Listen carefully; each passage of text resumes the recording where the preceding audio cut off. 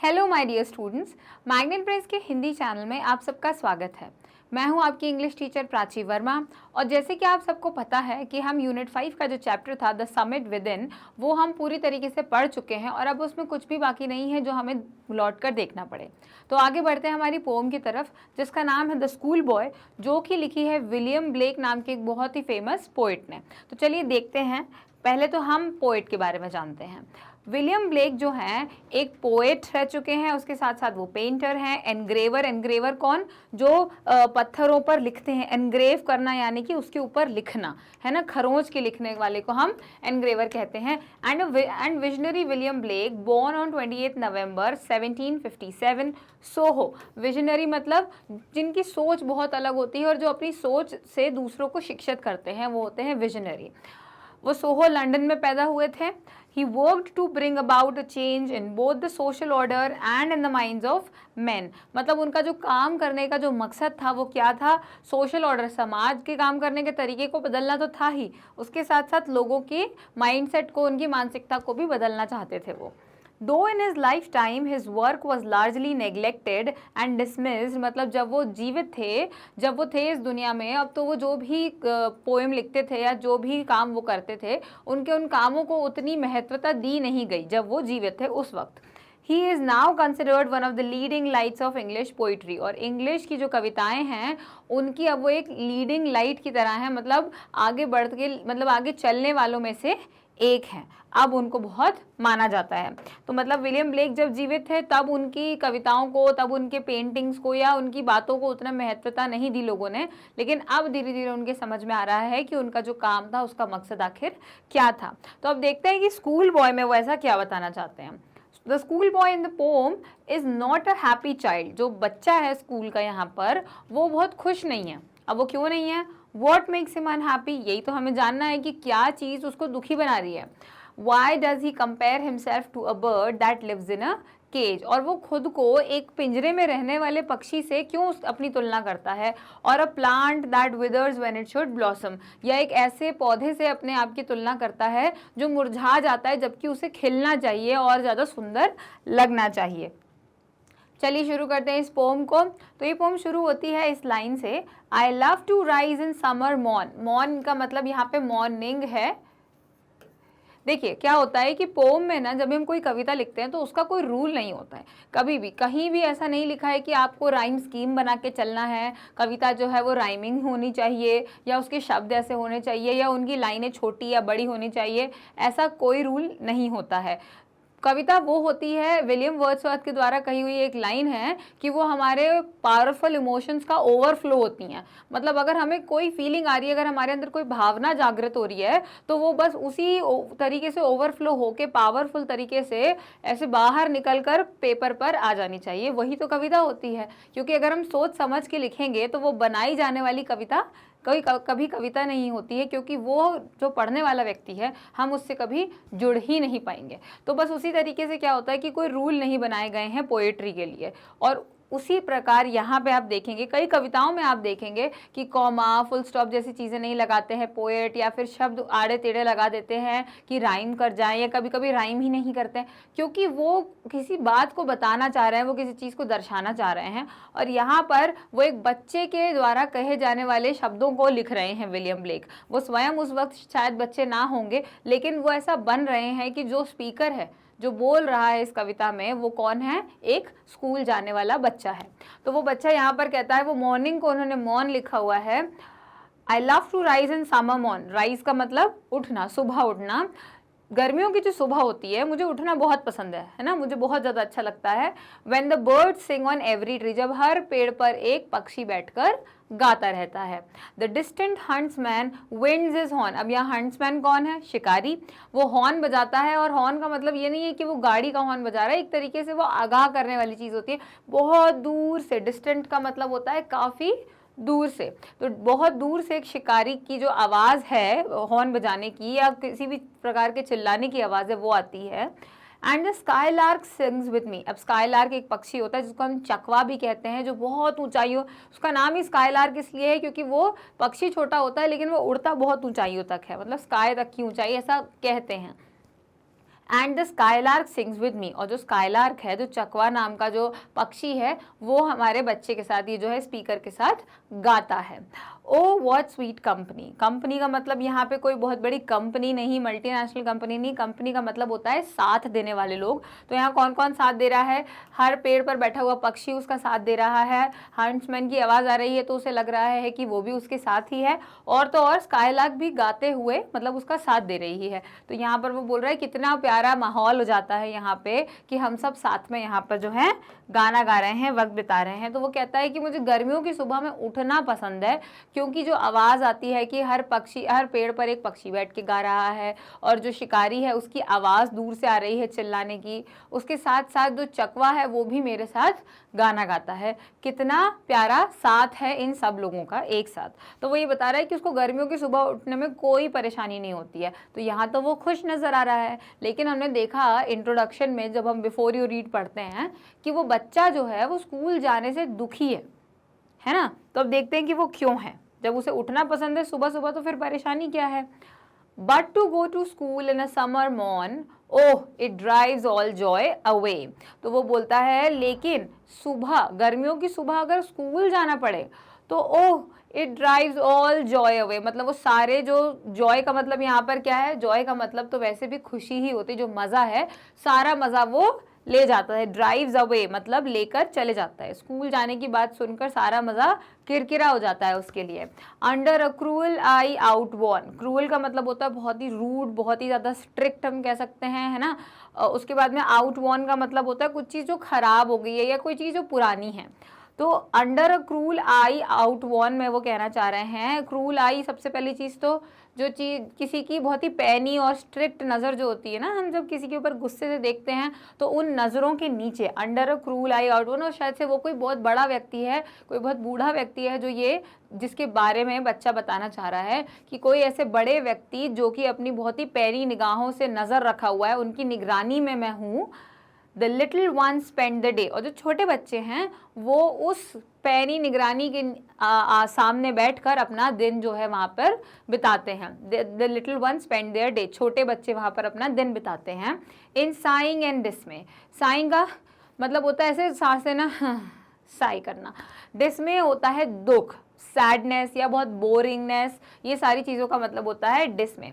तो क्या बोला उनने कि सुबह गर्मियों की छुट्टियों के टाइम पर या नॉर्मली भी गर्मियों में सुबह जल्दी उठने में हमारे इस बच्चे को कोई तकलीफ नहीं है, कोई परेशानी नहीं है, लेकिन उसी गर्मी की सुबह अगर स्कूल जाना पड़ जाए तो सारा मज़ा जो है वहाँ पे किरकिरा हो जाता है। एक क्रूर व्यक्ति की निगरानी के नीचे जो है छोटे बच्चे वहाँ पर अपना दिन बिताते हैं और निराशा से सांस भरते हुए, मतलब बहुत ही निराश रहते हैं और ऐसे बस सोचते रहते हैं कि कब छुट्टी हो जाए और घर जाने मिले। तो यहाँ पर ये जो क्रूर निगरानी है, इसका मतलब क्या है? ये क्रूर निगरानी कोई और नहीं, ये एक टीचर को सिंबलाइज किया गया है ना। टीचर को बताया गया है कि एक टीचर है, क्योंकि जैसे छोटे बच्चे रहते हैं तो वो टीचर से थोड़ा डरते हैं। कुछ ही बच्चे होते हैं जो टीचर से बहुत ज़्यादा ही ओपन और बहुत ही आराम से बात कर पाते हैं, लेकिन ज़्यादातर बच्चे जो हैं वो टीचर से डरते हैं। और कई बार ऐसा भी होता है कि टीचर भी बहुत ज़्यादा ही क्रूर या स्ट्रिक्ट जैसे होते हैं। तो यहाँ पे क्रूर निगरानी का मतलब है टीचर, कि टीचर निगरानी रखती है बच्चों के ऊपर, ये करो, ऐसे खाना खाओ, अभी पानी नहीं पीना, इस प्रकार से वो बहुत सारी ऐसी रूल्स जो है वो बच्चों को समझाते हैं। अब टीचर का तो काम ही है यही करना, लेकिन यहाँ पे टीचर को क्रूर किसने कहा है? उस छोटे बच्चे ने कहा है जो इस पोएम का स्पीकर है। तो यहाँ पर हम एक बच्चे के नज़रिए से देख रहे हैं कि उसको जो है अपना जो शिक्षक है वो कैसा लग रहा है, क्रूर निगरानी की तरह, मतलब उसके ऊपर क्रूर निगरानी रख रहा है वैसा उसे लग रहा है। तो ये एक टीचर को बोला गया है। आगे देखा वो क्या बोलता है, then at times I drooping sit, drooping का मतलब होता है झुक कर बैठना। कुछ इस प्रकार जब बच्चे स्कूल में बैठे बैठे बहुत बोर हो जाते हैं और उनको समझ में नहीं आता अब हम क्या करें, उनका पढ़ाई करने में दिल नहीं लगता है, तो वो क्या करते हैं, ऐसे झुक कर बैठ जाते हैं क्योंकि उन्हें नींद आने लग जाती है। तो यहाँ क्या होता है, वो बोलते हैं at times I drooping sit, कई बार, एट टाइम्स मतलब कई बार मैं ऐसे ड्रूप करते हुए ऐसे झुक के आलस में बैठा रहता हूँ। And spend many anxious hour, anxious का नाम मतलब है वरीड, मतलब ऐसे कि जल्दी छुट्टी हो जाए, जल्दी घर जाने का मौका मिल जाए, कुछ इस तरीके से वो बोलते हैं। और बहुत सारे घंटे जो हैं इसी चिंता में और इसी इंतज़ार में मैं बिता देता हूँ। Nor in my book can I take delight nor sit in learning's bower. तो बावर का मतलब होता है किसी चीज़ का ऐसे मतलब जैसे पेड़ है, वो पेड़ ऐसे झुक जाता है और सड़क के ऊपर ऐसे छांव आ जाती है, तो उसे हम कहते हैं बावर, की उसकी वजह से shady place under a tree, जो हम कहते हैं छांव, जो साया होता है पेड़ के नीचे, उसे हम बावर कह सकते हैं। तो मतलब वो कहते हैं nor in my book can I take delight, मतलब मैं अपनी किताब में भी ध्यान नहीं लगा सकता या किताब में भी मैं मन नहीं लगा सकता, मुझे किताब पढ़ के मज़ा नहीं आता है। नॉर सिट इन लर्निंग्स बावर, मतलब अब देखिए बावर का मतलब होता है पेड़ की छांव, और यहाँ लर्निंग्स बावर लिखा हुआ है मतलब टीचर कुछ पढ़ा रही है और वो पढ़ाई जो है वो पूरी क्लास में फैल चुकी है, वो एक तरीके से एक पेड़ की छांव है, ठीक है। और वो बच्चे जो हैं उस पढ़ाई की छांव के अंदर बैठे हुए हैं नीचे, लेकिन उसको उसमें भी मज़ा नहीं आ रहा है। Worn through with the dreary shower, मतलब कि अब मैं पूरी तरीके से थक चुका हूँ, वॉर्न थ्रू मतलब परेशान हो चुका हूँ उस ड्रियरी शावर से। ड्रियरी मतलब बोरिंग, कुछ चीज़ जो बहुत ज़्यादा ही बोरिंग होती है, मतलब एक बोरिंग तरीके से लेक्चर दे रही हैं वो टीचर, और उससे मैं वॉर्न थ्रू हो गया हूँ। मतलब वॉर्न थ्रू का मतलब कुछ चीज़ चल चल के खराब हो जाना, घिस जाना, तो उस प्रकार वो यहाँ बताना चाह रहे हैं कि मैं पढ़ पढ़ के थक गया हूँ, त्रस्त हो गया हूँ। तो वो क्या कहते हैं कि कई बार मैं ऐसे झुक के बैठा रहता हूँ बोरियत में, काफ़ी चिंतित घंटे ऐसे बिताता हूँ, और वो ये कहते हैं कि ना मैं अपनी पुस्तक में आनंद ले पाता हूँ और ना कि मैं उस विद्या की जो छाँव है या विद्या की जो गोद है उसमें बैठ पाता हूँ। एक उबाऊ बौछार की तरह लगती है मुझे, मैं उससे थक चुका हूँ। तो फिर वो कहते हैं, अभी उन्होंने ये बता दिया अब तक, पहले तो उन्होंने बताया कि उनको सुबह उठना क्यों पसंद है, क्योंकि उनको जब स्कूल नहीं जाना होता तब उनको अपने आसपास जो प्राकृतिक माहौल होता है उसमें बड़ा ही आनंद आता है। फिर वो कहते हैं कि मुझे स्कूल जाना हो अगर उसी सुबह उठकर, तो वो मेरे लिए सबसे बेकार चीज़ होती है, क्योंकि मेरा सारा जो है मन खराब हो जाता है, मज़ा किरकिरा हो जाता है सुबह, गर्मियों की सुबह जल्दी उठने का। अब उन्होंने बता दिया है कि उनका स्कूल में क्या हाल होता है। अब वो क्या बता रहे हैं, अब वो अपने मन की बात कह रहे हैं। How can the bird that is born for joy sit in a cage and sing. वो कहते हैं कि जो बर्ड है वो अपने आप को एक चिड़िया की तरह यहाँ बता रहे हैं कि एक ऐसी चिड़िया जो कि मज़े करने के लिए पैदा हुई है, उसको हम पिंजरे में बंद करके कैसे रख सकते हैं और उम्मीद कर सकते हैं कि वो गाना गाए, है ना। मतलब उस चिड़िया को तो उड़ना है, उस चिड़िया को तो मज़े करना है, लेकिन हम किसी चिड़िया से ये कैसे उम्मीद कर सकते हैं कि उसको हमने पिंजरे में बंद कर दिया और अब तुम गाना गाओ। How can a child when fears annoy but droop his tender wing and forget his youthful spring। तो उन्होंने इन 3 लाइन में क्या कहा है, जब बच्चा जो है किसी के गुस्सा होने से डरता है तो वो अपने टेंडर विंग्स को ड्रूप कर देता है, मतलब ऐसे गिरा देता है ना, झुका देता है। जैसे जब पक्षी खुश होता है या अपने आप में स्वाभिमानी होता है या उसके अंदर ऐसा कॉन्फिडेंस होता है, ताकत होती है, तो वो अपने पंख फैलाता है ना, तभी तो पंख फैलाएगा। लेकिन जब वो डरता है तो वो अपने पंखों को झुका देता है, इस प्रकार झुका देता है कि अब वो किसी काम के नहीं है, डर के मारे झुका देता है। तो वहीं ये ड्रूप जैसे हमने देखा था झुकना, तो जैसे पक्षी तो हमारी तरह झुक नहीं सकता है, तो वो अपने टेंडर विंग मतलब उसके जो पंख हैं उनको ऐसे नाजुक पंख, टेंडर मतलब नाजुक, टेंडर पंखों को झुका लेता है, छुपा लेता है पीछे, and forget his youthful spring. और अपनी जो ये युवा रहने की जो जर्नी है, जो उसकी ये जो उसका हिस्सा है जीवन का, जब वो एक बच्चा है, इतना यंग है, उसको उसने वसंत ऋतु से कंपेयर किया है कि जो वसंत ऋतु होती है, जो स्प्रिंग का सीज़न होता है, उसमें जो फल उगते हैं, कलियां खिलती हैं, फूल बनते हैं, कितना हरा भरा प्राकृतिक, कितनी सौंदर्य होती है, प्राकृतिक सौंदर्य होती है आसपास। तो वो जो चीज़ें होती हैं वो उनको बचपन से कंपेयर कर रहा है, बचपन से उसकी तुलना कर रहा है, और वो कह रहा है कि जब कोई बच्चा इस प्रकार क्रूर निगरानी में रहेगा या किसी के गुस्सा होने से डरेगा, तो वो अपने क्या करता है, अपने टेंडर विंग्स को झुका लेता है, अपने सपनों को दबा लेता है, अपना जो उसका जो खेलने का मन है, खेलने की इच्छा है, उन सब चीज़ों को वो कम कर देता है, और अपनी जो यूथफुल स्प्रिंग है, अपनी जो बचपन की तरह मतलब वसंत ऋतु के तरह के समान जो उसका बचपन है उसको भूल जाता है, उसको वो फॉरगेट कर देता है। ठीक है, तो उन्होंने क्या कहा, यहाँ पर मेरा स्कूल बॉय कहता है कि जो पक्षी मज़े करने के लिए पैदा हुआ है, आसमानों की ऊंचाई में उड़ने के लिए पैदा हुआ है, आखिर वो पिंजरे में बैठकर कैसे गा सकता है। और उसके साथ साथ वो ये भी कहता है कि जब बच्चा कोई नाराज़गी से डरता है, किसी व्यक्ति की नाराज़गी से डरता है, तो वो क्या करता है, अपने आप को दबा लेता है और अपने बचपन की जो खुशी मनाने का जो वक्त होता है उसे भूल जाता है, उसे इग्नोर कर देता है।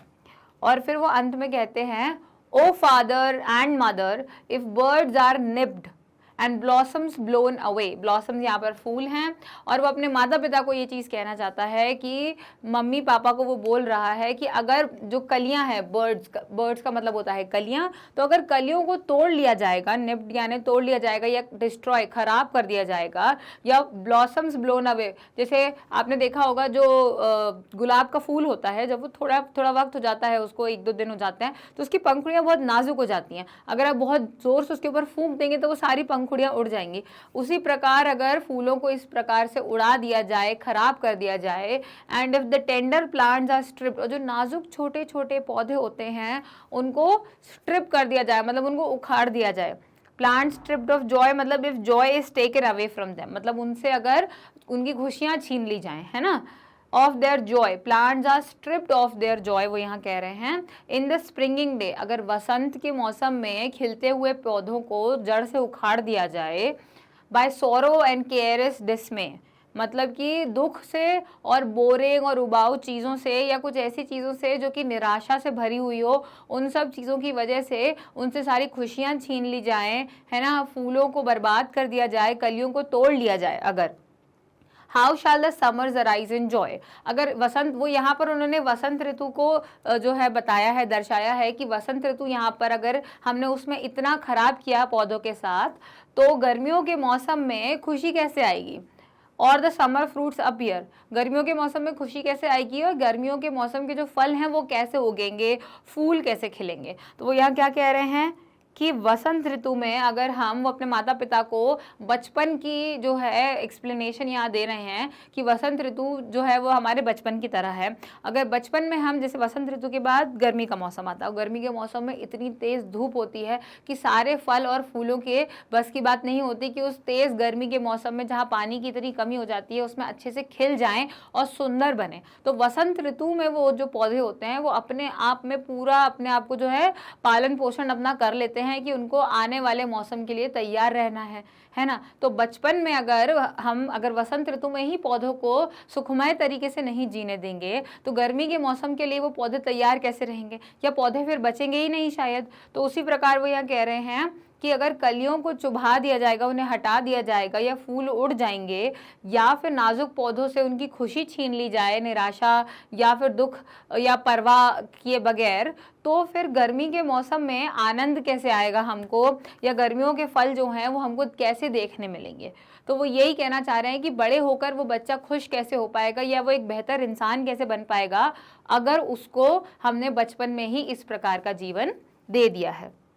तो ये थी हमारी पोम जिसका नाम था द स्कूल बॉय, जिसमें एक स्कूल का जो बच्चा है वो ये बताना चाह रहा है कि बचपन में इतना बोझा ना डालें बच्चों के ऊपर कि आगे चल के वो इस चीज़ को याद करके सोचे कि मैंने अपना बचपन अच्छे से नहीं जी पाया। आगे हम पढ़ेंगे इसकी समरी और इसके पोइटिक डिवाइसेस, और तो और एनसीईआरटी सॉल्यूशंस भी तो कंप्लीट करना है, जिसके लिए आपको अगर वो वीडियो देखना है तो आप जाएंगे मैग्नेट ब्रेन्स की वेबसाइट पर, तो टाइप करें magnetbrains.com। कुछ इस टाइप की स्क्रीन खुलेगी जिसपे आपको अपना कोर्स सिलेक्ट करना है, सीबीएसई हिंदी मीडियम, और अपनी क्लास जो कि है क्लास 8। आपको हनी ड्यू वाले आइकन पे जाना है क्योंकि हम इंग्लिश कर रहे हैं एनसीईआरटी। तो वॉच नाउ के आइकन पर जाएं, उस पर टैप करें और जो है आपके पास सारे जो लिस्ट आ जाएगी, कौन सी यूनिट, उस यूनिट पे कितने वीडियोस हैं, वो सब कुछ आपको यहाँ पर मिल जाएगा। जिस भी वीडियो को आप देखना चाहते हैं उस वीडियो के सामने वॉच नाउ लिखा है, उसके ऊपर जाइए और वो वीडियो ओपन हो जाएगी। वीडियो को आप शुरू से लेकर अंत तक देखें ताकि आपकी सारी डाउट्स क्लियर हो जाएं। उसके बाद भी अगर कोई दिक्कत परेशानी आती है तो आप कॉमेंट सेक्शन में उस चीज़ को लिख सकते हैं। और ये सब मैं आपको क्यों बता रही हूँ, क्योंकि मैग्नेट ब्रेन्स पर 100% फ्री ऑनलाइन शिक्षा जो है वो उपलब्ध है 6 से 12 स्टैंडर्ड तक के बच्चों के लिए, सारे स्टेट बोर्ड्स के हिसाब से। तो अगर ये वीडियो आपको पसंद आया और ये पोम आपको समझ में आई तो इसे लाइक करें, चैनल को सब्सक्राइब करें ताकि आगे अपडेट्स मिलती रहें, और किसी और से भी आप इस वीडियो को शेयर ज़रूर करें। तब तक के लिए थैंक यू।